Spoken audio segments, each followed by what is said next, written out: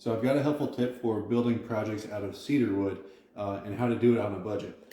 This is not cedar wood, but what I want to do is show you what a board foot is, because at hardware stores or hardwood stores, they sell wood by the board foot. And between my two thumbs here, this is the unit of a board foot.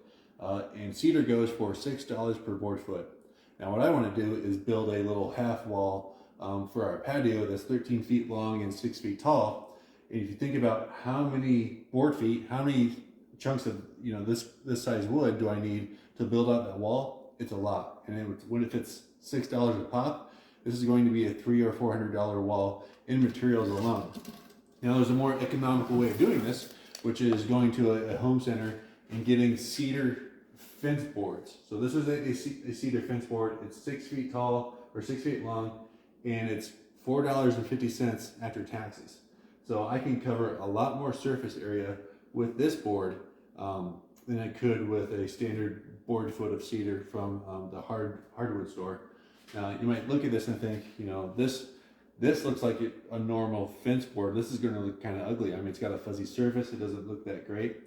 The thing is, all wood looks like this until it's planed and sanded down. So we can plane and sand this down and expose a really nice surface, which is what I've done to this side. And now you can see, I don't know if the camera's going to pick it up very well, but I can see this is the salmon colored cedar. It smells great. It smells like cedar. It looks like cedar.